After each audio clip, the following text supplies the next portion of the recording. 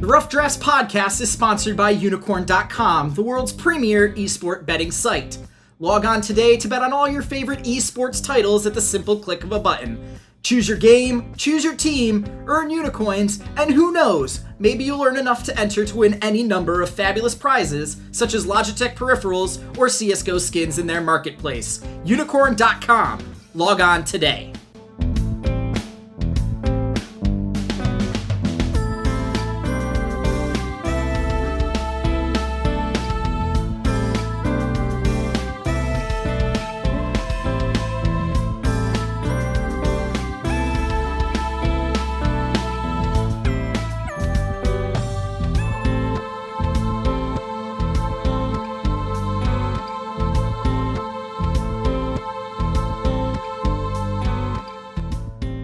Hello, Internet. This is Chase RedShirtKing Wassenar. I am a free agent, head coach, and analyst, as well as a contributor at Slingshot Esports.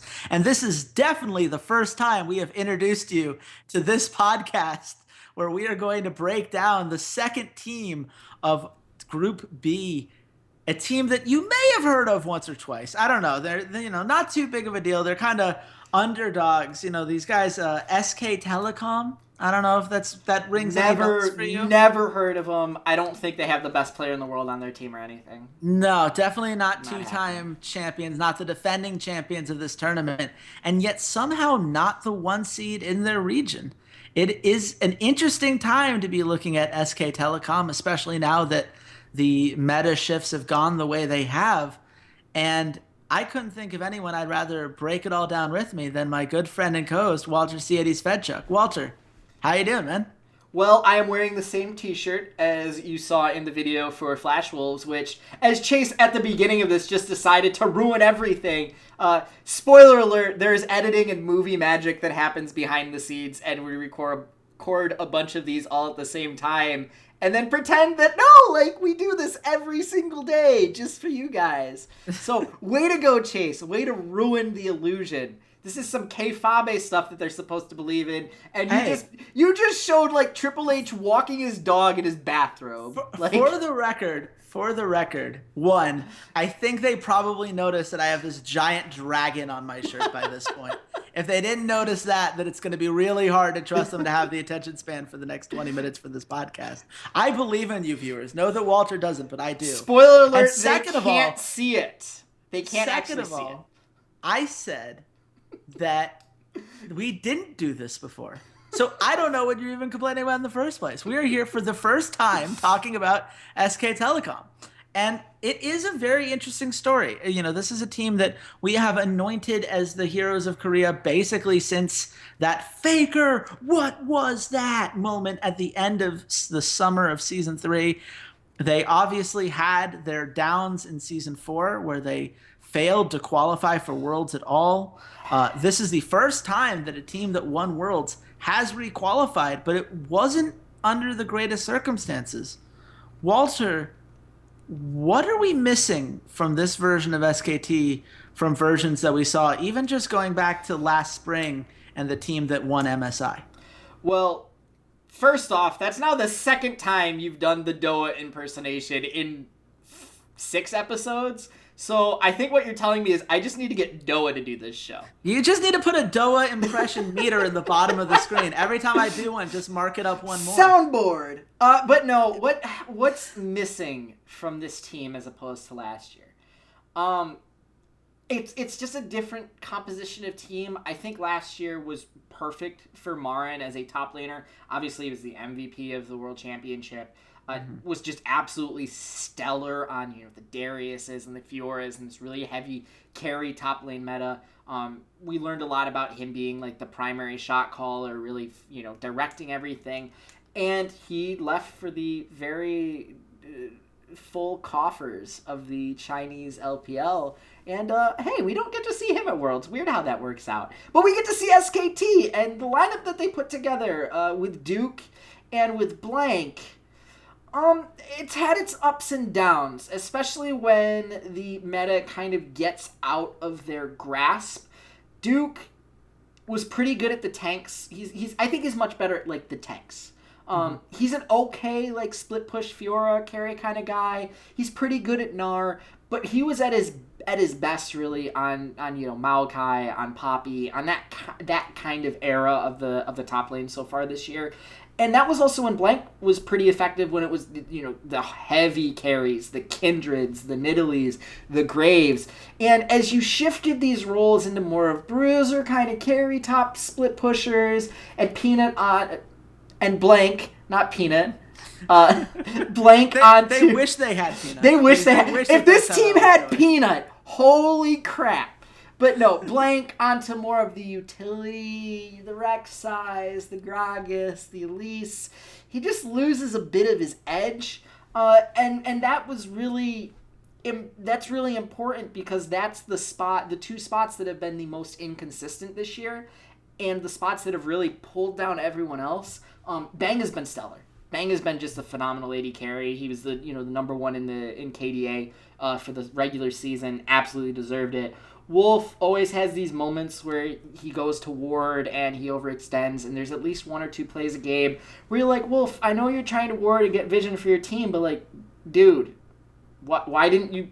your ward has a range, and you can actually drop a ward into that bush before you, like, face check it, before you, like, walk towards it, and instead of getting, destroyed in a bush, you could, like, ward it and be like, oh, I shouldn't go there anymore. Because it's going to reveal them. Like, they can't instantly kill that ward. And then Faker. Faker playmaker. Mm-hmm. He had a couple of games towards the end of the split and into the playoffs that really... Wow. It looks like he was falling off. When you look at his statistics, compared to the other players in the playoffs, he only had 5 kills. Granted, he had, an insane kill participation. Even across the board, the entire team, were 78+% kill participation, which is just insanity. But Faker's the guy, the solo kill guy, I'm going to calculate you to death in lane, I'm going to figure out when to kill you. And against Fly for KT, who had the most deaths, but that was because they played something like 12 games or something ridiculous just in the summer playoffs, just didn't get it going, didn't get a lot of solo kills. They really didn't play through him.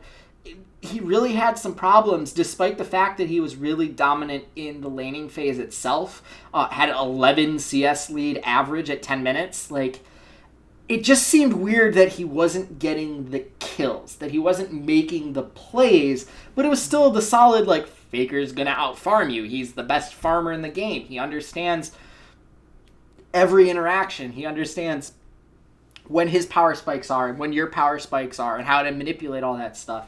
So the last couple weeks of the summer split and into the playoffs was definitely very sobering for a Faker fan. But we've seen these moments before. Like you said, in Season 4, they didn't qualify for Worlds. Again, that was a down year for the entire SKT roster, including Faker. And when he came back in Season 5, he came back with a vengeance. So I am still very hesitant to say Faker's on the downturn of his career. But, he needs to step it up. Blank needs to step it up. Duke needs to step it up. They really need to get back to that level that they were at MSI and in the spring, and make this, a full team kind of carry instead of just relying on Blank to do all the heavy work. Well, and that's the thing that I find most interesting when, you look at the film and you look at what some of the Korean experts are saying. When SKT has struggled as an organization the most, it's always been in metas in which the jungler is a huge part of making plays. When Faker feels a need to almost babysit his jungler and make sure they're going to the right place at the right time and that things are going the way they need to go, it doesn't allow him to roam the way he wants to play, as aggressively in lane as he wants to play. It's almost like he has to shift into this more passive play style. And that's just not what Faker does. The thing that makes Faker Faker is that he is aggressive all of the time, but he's intelligent about it, and he's calculated exactly how much damage he can do to you before you get the chance to strike back, and that is what makes him work. And in Season 4, when it didn't work, it was because Bengi had really fallen off, not necessarily in pure stats, but just in what was then required of Faker to make sure that the team was operating. Do you think we're seeing the same thing with Blank right now? And if so, what's causing it? Because he's not playing different champions than he was in the regular season. He played Gragas. He was 10-1 on that in the regular season and was terrible in these playoffs on it. So what's going on here? I think it's that Faker, you could see that the mid lane meta was starting to shift in these playoffs. Mm-hmm. You could see that it was more about roaming, that it was more about, trying to make plays in your side lanes. It was really shifting away from this focus on being 100% sit back and protect everyone. And I think that because Faker isn't able to cover for some of Blank's mistakes in that phase, he got taken advantage of. That's what it comes down to, is when you don't have a safety blanket anymore, you can get taken advantage of, and Score was just, they were just better. Score and Fly were just better at finding Blank, taking advantage of his mispositioning, taking advantage of the mispositioning of Wolf, really mitigating the amount of roaming that Faker was able to do. In that series, he played Malzahar a couple times, and then it's, Kassadin, Cassiopeia, Karma. Like, these are not Faker carry champions. These are play in lane, farm up in lane, make plays in team fights. This is not, okay, I'm going to run down bottom and get a kill. Oh, I'm going to run up top and I'm going to get a kill. Oh, I'm going to go help out my jungler and make sure that he can, steal the enemy race, effectively. And you're talking about the champions that Fly had in those 3 games. He had Aurelion Sol, he had Echo, he had Lissandra. Like, those are roaming champions. Those are champions that if they catch a jungler, they catch a Gragas or a Hecarim in the jungle, you're getting blown up. If the enemy jungler is right there and one of those champions catch you, you're done. You're just absolutely done. So I think it was some of the picks that they were picking that, even though the meta was shifting, SKT wasn't embracing it. They didn't feel comfortable with it for whatever reason. Again, you have the best player in the world. I don't know why you would not just be like, Faker, go nuts. What champion do you want? Like, play something roaming. Go ahead. Play Talia. Play Lissandra. Play whatever. Look, Coma works in magical ways. I mean, we know this when we saw EasyHoon come in at multiple times during last year's World Championship. It was one of those things where I don't know why you're not playing the best player in the world, but, in Season 5 at MSI, it cost him. In the World Championships, it absolutely did not. There is some way that this works out, and Coma has proven himself to be a mastermind time and time again. The whole organization, there are guys behind the scenes that we barely talk about that have made SKT, the powerhouse that they are, and gotten them prepared for these moments. So, you just named a whole bunch of weaknesses, Walter. What is this team going to do to turn those weaknesses into strengths? How can they take what they have and turn around these struggles into the kind of dominant performance that we expect from this team? Yeah, so there's no way they're not giving Faker roaming champions. There's no way in hell that they're going to make that same mistake again. Expect to see him on LeBlanc, Aurelion Sol, Echo, Kassadin, whatever they need to put in his hands. And this is going to be the Faker carry us to a 3rd championship show. Mm-hmm. Bang is a great complementary piece. And honestly, if you put Bang on a team that doesn't include Faker or Smeb, you're talking about him as your superstar. I think Faker and Smeb are really the only 2 guys in Korea, maybe Ambition, that if you have them on a team, you talk about them more than you talk about Bang. He's been one of the most consistent and one of the most improved AD carries since he joined the actual main SKT roster when they got rid of sister teams. He's been a revelation. He has been a consistent secondary carry and even a primary carry in some of these metas. He's good. And he's gonna do Bang things all day long. It doesn't matter how many times Wolf abandons him in lane. It doesn't matter how many times Wolf gets caught out in the enemy jungle warding. Like, that doesn't matter. Bang is going to get his. He's going to get his farm. He's going to be strong in team fights. Now you need to shift that carry potential out of the hands of Duke, out of the hands of Blank, and put it into your superstar. Put it into the best League of Legends player alive's hands. And if you lose not having him at his best, not putting him in the places where he needs to be to succeed, you're hurting yourself. If you lose a game, I remember when Faker was on that massive win streak with LeBlanc where he won like 16, 18, 20, I don't even remember, like 20 some odd games in a row with LeBlanc. And every time the casters would be like, oh, it says LeBlanc, he hasn't lost a game with LeBlanc, he's 18-0. There's always that, oh, that's the caster curse, he's going to lose this game. But that was always their pick of like, all right, our backs are to corner, Faker, go play LeBlanc. Last year it was Faker, go play Ryze. And everyone went, wait, I thought Ryze was garbage tier. And he's like, no.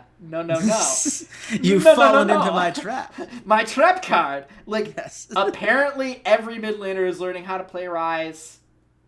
That's what I've heard from, the Twitter analysts and Scrim secrets and all that jazz. Like, I don't think Faker can pull it out, but he's been the guy that's pulled out mid lane Master Yi. Not mid lane AP Master Yi. That was Alex Scar. I'll give him that. But the mid lane AD Yi, the mid lane Olaf, the mid lane Aurelia, like, this is going to be a guy that he'll have that one pick. That he'll pick it against Aimee or Cloud9 and they'll trounce him. And then for the rest of the tournament, everyone will go, okay, well, Faker has last pick. Well, he did play Olaf in the group stage. Maybe we can see Olaf here. Would Olaf fit in here? It's a shame that they hotfixed that mid lane Sona that was dominant for a little bit, because he absolutely would have done it and crescendoed people to death over and over and over again. I mean, and honestly, I'm surprised you remember that, because the last time we saw mid lane Sona, it was Look, I can't forget. That's the difference. It's not that I remember; it's that I cannot forget. Rest in pepperonis, Betsy. I'm just waiting for the news release when he goes as well. But, we're not here to talk about that. We're here to talk about a team that has a lot more potential, I think, than people are giving them credit for. I think that there's something that happens when a team is as successful as they've been, as long as they have, where every little thing is put under the microscope. And that is not to say that the problems that they have are not legitimate. They lost a 3-2 series to KT Rolster. That's one of those things that you would not expect to happen. No. But let's also remember that KT Rolster fought the Rocks Tigers to 5 games. Let's also remember that KT Rolster, in 90% of universes, is the third Korean team we're talking about at this tournament. And we're talking about the fact that Someday is an absolute monster, and everyone on that team has improved to such a crazy extent, and Score is one of the top 3 junglers right now. Like, there are so many things that we're talking about this KT Rolster team. And instead, we're talking about how Someday somehow uninstalled his minimap. Yeah, it's one of those things where I think that we cannot punish SKT and say that, well, they lost one best of 5 to a team that isn't even at Worlds, so clearly everything's going wrong. Right. I think they're going to be fine. Absolutely. Mostly because I think they're going to have Faker doing exactly what you suggested. And I think that they're going to let Bang and Faker be the carries and trust Blank to just get out of their way enough. Keep Duke alive, get the wards down that they need to get down. And, when you have 2 of the best 5 players on the Rift at any time, you have the ability to win a game. And there's not many teams I could look at that are just able to match the sheer talent output that they can do. And I have a feeling that Comb is going to be ready for 6-18. I think that they take that loss in the semifinals very seriously. And, if that doesn't work out, they'll always just turn off the lights. They'll hit the theme music and we'll just hear, ha, ha, ha, ha, ha. Oh, Lord, that's Banky's music! I'm telling you right now, genuinely, I want unicorn odds on whether Nunu is played at Worlds. I think it could happen. I totally think the way that we're looking at junglers right now, I think it's in play. I would highly consider it if I was any of these teams, especially when you have Bengi. But no, please, whether Bengi plays or not, look, I could see it. I believe that there is a place in this world. At least there's a place in my heart, if nothing else. It's in the top lane is AP Nunu. That's where it is. Oh my God! But we're letting all that aside. At the end of the day, Walter, where does this team finish? Oh, this is the best team in Group B. Okay. You said it on the Flash Wolves podcast that you think that SKT could 6-0 this group. I think it's possible. However, they are in a group with Flash Wolves, so I would say it's more likely that it's 5-1. And the gambler in me is like, okay, well, which one is going to be that one? Because I want to bet on it. Yeah, because that's the one that gets through. It honestly I think it's a 5-1. I think that's very much in play. I think it could even be a 4-2 and have that still be the top in this group. I mean, there are a lot of talented teams in this group that are all capable of having a one really good day. You know, if everything goes right for Cloud9, if everything goes right for IMA, if everything goes right for Flash Wolves, and, you know, you have a bad game from Blank and Duke, there's a chance. Yeah. SKT can bleed in this group. I do not think that there's any chance that they're leaving this group anything other than the victors, because honestly, you look at a champion like Faker, guys like him are wired a certain way. Yep. And I guarantee you, all he's done and all Coma has been showing them this entire time are all these headlines of, oh, does SKT still have it? Is SKT still the top team? Are they going to even make it to play the Rocks Tigers again? All these things, and Faker's just taking all of that in, and I feel so sorry for whoever they play in game one. I think their first game is against... Actually, they don't play on day one, so it's got to be day two. They play Jensen. I'm sorry, Jensen. There's no... Like, I think you're a great mid laner, Jensen, but Faker's going to go out, and he's going to play mid lane Riven or something like that and just see how many kills he can get. Like, he'll be the guy who stalls out a game, like, after you've already clearly won, just to see how many kills he can get as the enemy leaves base, because he just wants to make a statement. Are you saying he's gonna pull a Perks and dive into the enemy base while the inhibitor towers is still up with no ult? The difference is he'll keep a flasher and escape. I think that's the difference. Is Faker will have calculated this. But you know what? We're hoping that... You know what? I can't come up with a good calculation. I just hope you liked it. You know what? I tried. I want you to know, Internet, that I tried. And hopefully you guys enjoyed this episode. It was really fun to talk about all this Korea stuff. There are plenty of more podcasts coming on the way. You got to stick to this YouTube channel if you love seeing the actual back and forth between the two of us. We are now literal talking heads, rather just talking heads and something on our Twitter profile, so that's always nice. So YouTube, if you search for the Rough Drafts Podcast, you will get all of the episodes. This will be our 6th one that we've released, so you've got plenty to go through. All of Group A, and we did Flash Wolves earlier today. If you prefer audio, some of you guys like downloading it, listening to it while you play the game, or while you're going on a run or at the gym, whatever it is you like to do, we got you covered there. SoundCloud.com/esportsroughdrafts, or on iTunes at the podcast section there. You can download it, take it wherever you want to go. You'll miss the lovely visuals that Walter spent so much time getting through, but I think you'll still enjoy the meat of all of this. Please do subscribe and comment and let us know what you think. Your feedback means a lot to us. You know, we're always here to give the people what they want, as the great Jalen Rose once said about 1 million times. So we definitely want to hear back from you. And if you want to reach us directly, that's what social media is for. I'm at RedShirtKing on Twitter. Walter, where can the nice people at home find you? You know, I don't even go to my Twitter anymore to see myself, because I haven't had a picture of myself on my Twitter in like forever. So I have to come to this video and like, oh yeah, that's what my face looks like. Like, oh yeah, okay, I am that devilishly handsome. But no, you can see my awful bet loss picture that I have to have over at Ceades_LOL. And just so you guys know, I did change my iCloud password. We're not there yet. We can't. We're getting there. And changing passwords is probably a good idea for any cloud-related organization. But first, if I may, I think we should take care of another Chinese team in the group. So come back tomorrow for both of those. And until then, goodbye, Internet.